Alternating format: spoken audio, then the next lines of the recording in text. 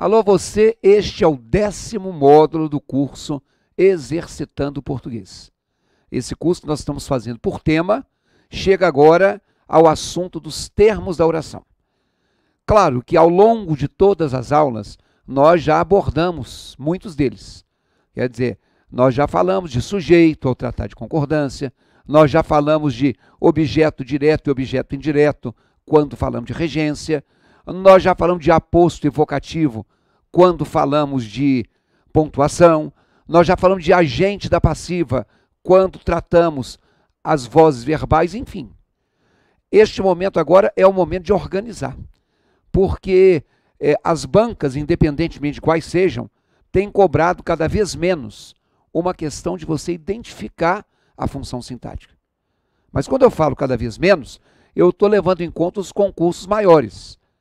Eu não sei se você vai enfrentar aquele concurso, aquela prefeitura do seu estado, ou se você vai enfrentar uma banca mais tradicional, ou se você vai fazer um concurso de polícia. Os concursos de polícia são bastante tradicionais, enfim. A gente vai agora organizar essas coisas que nós fomos deixando aí dispersas ao longo de todos os temas. Mais uma vez, eu solicito a todos que baixem o PDF com as 15 questões que nós vamos resolver a partir de agora e que tenha, obviamente, o hábito mantido de anotar todas as coisas, porque se você não anotar, você não vai ter onde buscar referencial, tá bom? Então vamos começar com a primeira questão na sua tela, uma questão da banca Fumark, que diz assim: a oração sem sujeito em. Letra A. Há uma lógica religiosa no consumismo pós-moderno. Letra B. Outrora falava-se em realidade, análise da realidade. Letra C. Com certeza já haviam tomado café na manhã em casa. Letra D. É muito grave esse processo de abstração da linguagem de sentimentos. Vem cá. Vamos combinar aquele procedimento padrão.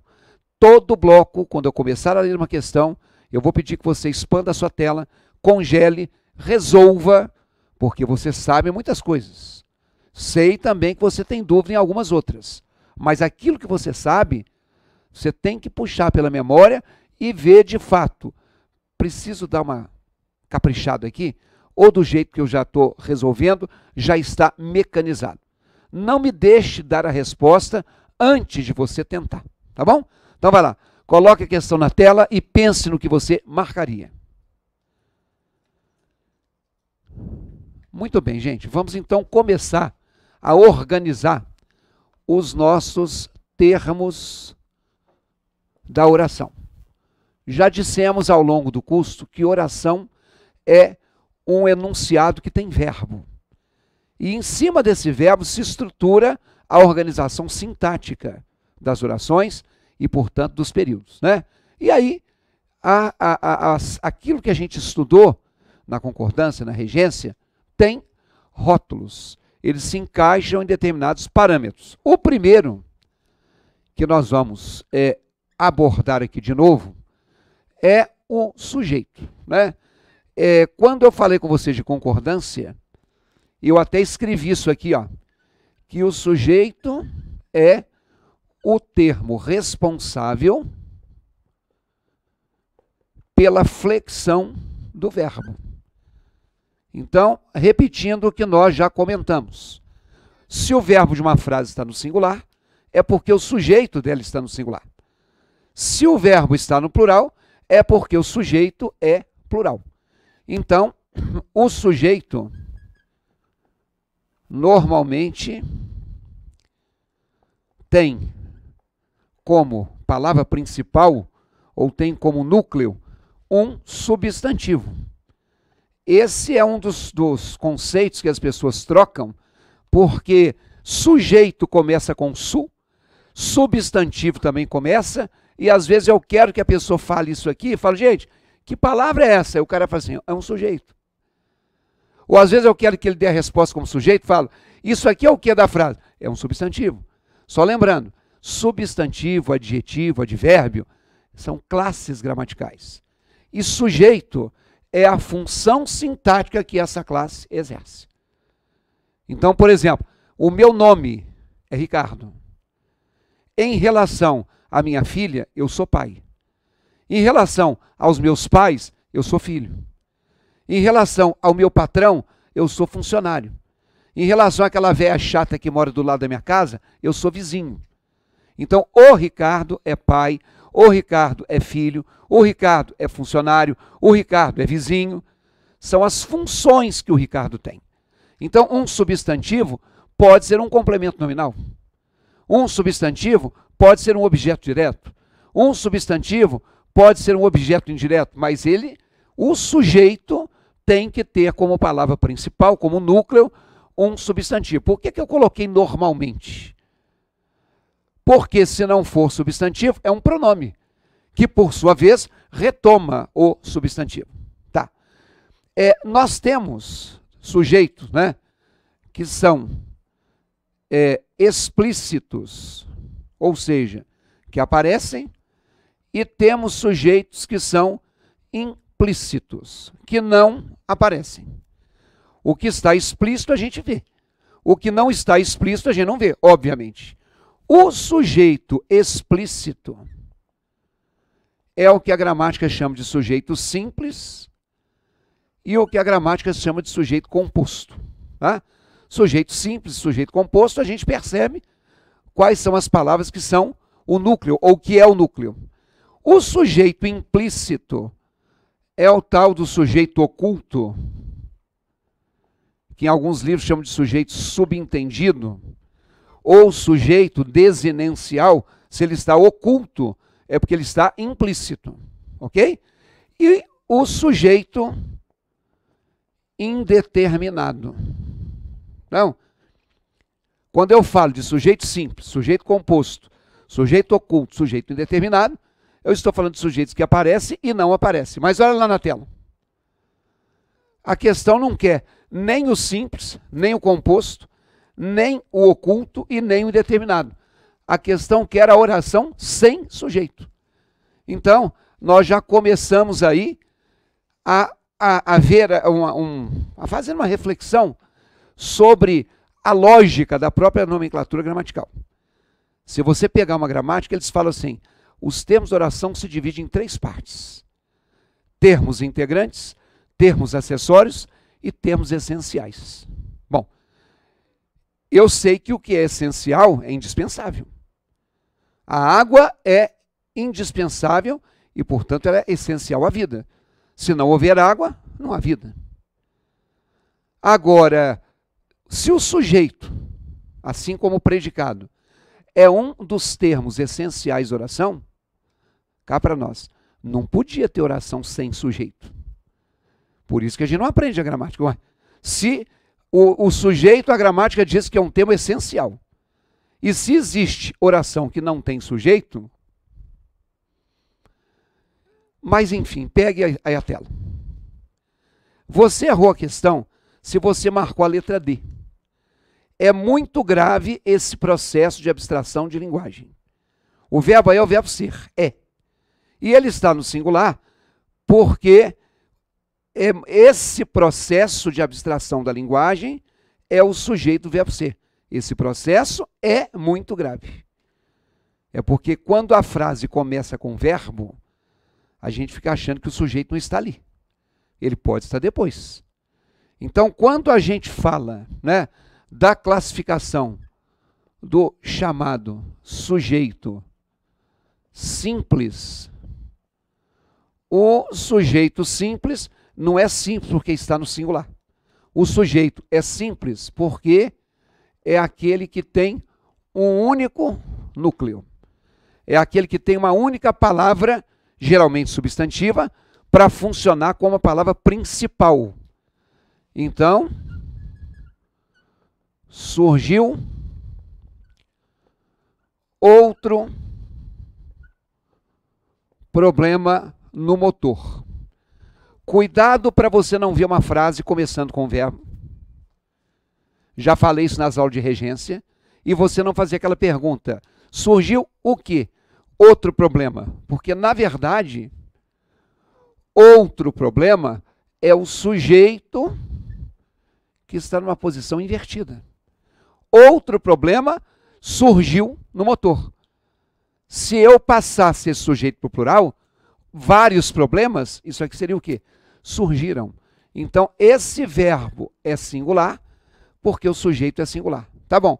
E por que ele é simples? Porque a palavra problema, é a palavra principal, é o núcleo. E isso aqui é um núcleo porque só está escrito um substantivo ali. Então aí nós temos, surgiu outro problema no motor. Um núcleo, o sujeito é simples. Aqui, ó. O conteúdo da prova será extenso. Então, quando eu coloco o conteúdo da prova será extenso, aqui, ó, eu tenho o verbo ser, que está no singular, ok? E esse verbo ser está no singular porque o sujeito é singular. Só que agora o verbo não começou a frase. Aqui está o termo inicial. Ó, o conteúdo da prova. Ele é que será extenso. Isso aqui tudo é o sujeito. Observem que aqui nós temos dois substantivos, conteúdo e prova. Só que isso aqui é o núcleo. Vou lembrar uma coisa que eu disse a vocês quando falamos no módulo de concordância verbal. Prova é um substantivo, a prova. Mas antes desse artigo, eu tenho uma preposição. Como o sujeito é um termo que não pode ser preposicionado, o núcleo de sujeito não pode ser preposicionado. Ok? Então, se o núcleo não pode ser preposicionado, aquilo ali só tem um núcleo, que é a palavra conteúdo. É o conteúdo que não pode ser preposicionado. Ok? Então, aí nós temos aí a nossa definição de sujeito simples. Vai lá na tela. Esse processo de abstração da linguagem de sentimentos. Grifem tudo isso aí. Isso é o sujeito. A palavra processo é um substantivo, o processo. A palavra abstração também é a abstração. A palavra linguagem também é a linguagem. A palavra sentimentos também é os sentimentos. Então, vem aqui. São 4 substantivos. Só que agora você grifou isso aí para mim, né? Vai lá na tela. Circule para mim a palavra processo. Ela é o núcleo. Abstração não é, olha o de, preposição. Linguagem não é, olha o da, preposição. Sentimentos não é, olha o de, preposição. Vou repetir mais uma vez. Vem cá. Núcleo de sujeito é o primeiro substantivo que não pode ser preposicionado. Então, a letra D, aí ao lado dela, escreva aí para mim sujeito simples. Bom, quando a gente fala do sujeito composto, o sujeito não é composto porque está no plural, viu? Se eu tiver um núcleo só no plural, ele continuará sendo simples.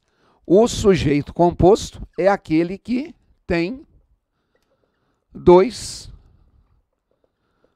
ou mais núcleos. Isto é, ele tem 2 ou mais palavras de valor substantivo sem preposição. Se tiver com preposição igual na letra D, nada feito. Ok? Então vejamos aqui, ó. Quando a gente fala assim, o chefe do setor e os funcionários iriam juntos ao jantar. O chefe do setor e os funcionários iriam juntos ao jantar. O verbo daquela frase ali é iriam. Uma forma do verbo ir que está no plural. O singular seria iria. Porque o que está antes é o sujeito. Ó. E quando eu tenho essa expressão, claro, você está vendo ali que tem a palavra funcionários no plural. Mas o verbo não está no plural por causa disso. A palavra chefe é um substantivo, o chefe. A palavra setor também é o setor. A palavra funcionários também é os funcionários. Só que isso aqui é núcleo, porque é um substantivo que não tem preposição antes, só tem o artigo o. Setor não pode ser núcleo, porque tem a preposição de com o artigo o. Mas funcionários é outro núcleo. Por que funcionários é outro núcleo? Porque aqui também, ó, não tem preposição. Ok? Então nós temos aí um sujeito composto. Isso aqui geralmente é uma marca de sujeito composto. Ó. A conjunção aditiva e. Eu estou somando os dois, chefe e funcionários. Eles iriam. Tá? Por exemplo, veio o inverno e o frio muito forte. Quando eu falo veio o inverno e o frio muito forte, a minha frase começou com o verbo vir, veio, que está no singular. E aí, o que está depois, o inverno e o frio muito forte, se isso aqui é o nosso verbo, isso está depois sendo o sujeito. Inverno é substantivo, o inverno. Frio é substantivo, o frio. Isto aqui, a palavra inverno, é núcleo. Por que a palavra inverno é núcleo? Porque é um substantivo que não está preposicionado. O inverno. A palavra frio também é. Ela é um substantivo e, ó, não está preposicionado. Aqui não está escrito do frio. Está escrito o frio. Não está escrito no frio. Está escrito o frio. E aqui de novo, gente, ó. O detalhe é que eu estou lembrando a vocês uma regra de concordância. Esse veio está concordando só com o substantivo mais próximo. Ou com o núcleo do sujeito mais próximo. Tá? Uma das regras de concordância é, claro, é melhor que quando o sujeito seja um sujeito composto, que os verbos sejam plural.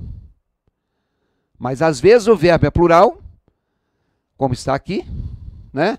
E aqui só pode ser plural. Como aqui poderia ser vieram. O que vieram? O inverno e o frio. Mas se o sujeito for composto, se estiver depois, diz a gramática que eu posso concordar só com o mais próximo. Então, primeira coisa, sujeito nem sempre é a primeira palavra, nem sempre é o primeiro termo, geralmente é. E segundo, a concordância é sujeito singular, verbo singular. Sujeito plural, verbo plural. Mas existe essa questão da concordância atrativa, que concorda só com o mais próximo. Qualquer dúvida, você reveja o módulo de concordância verbal.